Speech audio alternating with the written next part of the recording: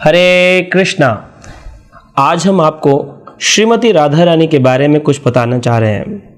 अक्सर भक्त अंदाज़ा लगाते हैं कि राधा रानी कौन है और कृष्ण के साथ उनका क्या संबंध है। इस प्रकार के विभिन्न प्रश्न हमारे से पूछे जाते हैं।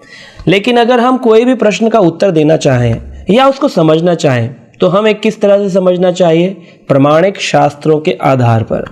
हम देखते हैं कि हम जब अपने सब्जेक्ट क्लासेस में पढ़ाई करते हैं, इंजीनियरिंग हो, मेडिकल फील्ड हो या बीइंग ए लॉयर हो, तो हम हमेशा रेफरेंस बुक्स की रेफरेंसेस पर ही ज्ञान को प्राप्त करते हैं। पर लेकिन जब बात आती है भगवान को समझने की या रिलीजन को समझने की तो हम क्या करते हैं? हम शास्त्रों को मानते ही नहीं। हम कहते हैं ये तो किसी इंसान के द्वारा लिखे गए हैं। तो इस तरह से हमें समझना चाहिए कि शास्त्र क्या प्रमाण करते हैं कि राधा रानी कौन है। तो आज हम कुछ शास्त्र जैसे श्रीमद् भागवतम, चैतन्य चरितामृत, इनसे समझेंगे कि राधा रानी कौन है। चैतन्य चरितामृत की आदि लीला में कहा गया है, राधा पूर्ण शक्ति कृष्ण पूर्ण शक्तिमान, दुई वस्तु भेद नाही शास्त्रेर प्रमाण। शास्त्र प्रमाण करते हैं राधा पूर्ण शक्ति, कृष्ण पूर्ण शक्तिमान। तो राधा रानी कौन है?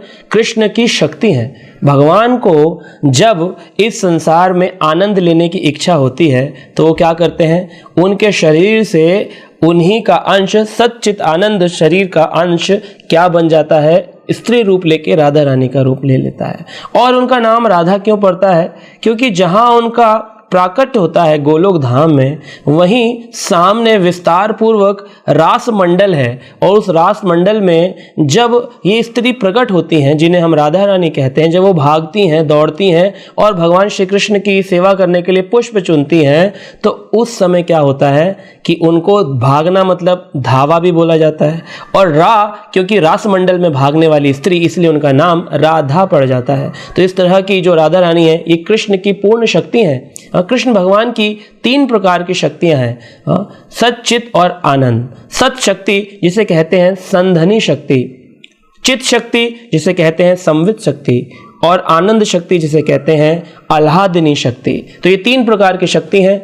संधनी शक्ति से भगवान सदा ही क्या रहते हैं? एटर्नल, हमेशा ही विराजमान रहते हैं। उनका कभी इस प्रकृति के काल में नाश नहीं होता। भगवान सदा सर्वदा विराजमान है। इसीलिए इस धर्म को भी सनातन धर्म के नाम से पुकारा जाता है, क्योंकि भगवान सनातन है, उनका कभी विनाश नहीं होता, वो सदा ही विराजमान रहते हैं, इसीलिए वो भगवान है।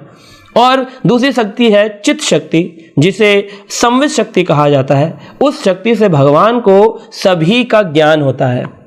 ये भगवान की एक विशेष शक्ति है। जैसे हमें इंजीनियरिंग का ज्ञान है या मेडिकल का ज्ञान है या किसी को मैनेजमेंट का ज्ञान है, सबको अपना अपना ज्ञान होता है, लेकिन भगवान श्री कृष्ण को सभी का ज्ञान होता है। तो इस तरह से ये चित्त शक्ति है। और आह्लादिनी शक्ति, जिससे व्यक्ति आनंद प्राप्त करता है, जिससे भगवान आनंद प्राप्त करते हैं। और ये जो तीन शक्तियां हैं, सच्चित आनंद। तो आप सोचेंगे कि आज हम शक्ति की चर्चा क्यों कर रहे हैं? क्योंकि राधा रानी भगवान श्री कृष्ण की शक्ति है। जैसे हम देखते हैं कि एक बल्ब है और उस बल्ब के अंदर एक फिलामेंट है जिसे टंगस्टन वायर कहते हैं। टंगस्टन वायर की चमक से ही बल्ब की रोशनी होती है। अगर टंगस्टन वायर को हम हटा दें तो उसमें से रोशनी चली जाएगी। तो आप समझ सकते हैं कि टंगस्टन वायर है श्रीमती राधा रानी, और ग्लास की कवरिंग है, उस बल्ब की कवरिंग है, कांच है, श्री कृष्ण भगवान। तो इस तरह से कृष्ण और राधा ये कौन है? दुई वस्तु भेद नाही, इन दोनों में कोई भेद नहीं है। शास्त्रेर प्रमाण, शास्त्र इस बात का प्रमाण करते हैं। आगे कहा गया है, राधा कृष्णा एछे सदा एक ही स्वरूप, लीला रस आस्वादित धरे दुई रूप। लीला रस का आस्वादन करने के लिए इन्होंने दो प्रकार के रूपों को अपने जीवन में धारण किया। मतलब कृष्ण भगवान ने अपना ही विस्तार अपने आनंद के लिए श्रीमती राधा रानी के रूप में किया है।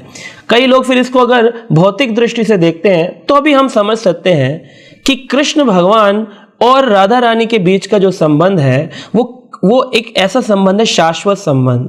उसे भौतिक नजरिए से नहीं देखना चाहिए। फिर भी भक्त देखते हैं, बहुत सारे लोग इस प्रकार से देखते हैं। वो समझते नहीं, भौतिकवादी लोग, कि ये राधा रानी और कृष्ण का जो रास लीला है या जितनी भी क्रीड़ाएं हैं, जितनी भी लीलाएं हैं, वो एक ऐसे वर्ष में, ऐसी अवस्था में हुई हैं जब उनकी उम्र 5 से 7 वर्ष के बीच की है। हाँ, भगवान श्री कृष्ण ने 11 वर्ष 56 दिन की आयु में तो वृंदावन का परित्याग करके मथुरा को चले गए। तो अभी जब तक वो वृंदावन में थे भगवान, तो उनकी आयु कितनी है? 11 वर्ष से कम। और जब रासलीला कर रहे हैं तो 7 वर्ष की आयु है। आपको सोचिए, आज भी भौतिक जगत में कोई लड़की या कोई लड़का 7 साल का हो या 6 साल का हो, तो क्या उसके अंदर कोई काम वासना हो सकती है? उनको कभी खेलते में कोई बोलेगा नहीं नहीं, ये दोनों तो बड़े ही काम वासना में लिप्त हैं। हाँ, जब आज इस भौतिक जगत में कलयुग में कोई ऐसा नहीं सोच सकता, तो आज से 5000 साल पूर्व द्वापर युग में क्या स्थिति रही होगी? लेश मात्र भी काम नहीं है इस संबंध में।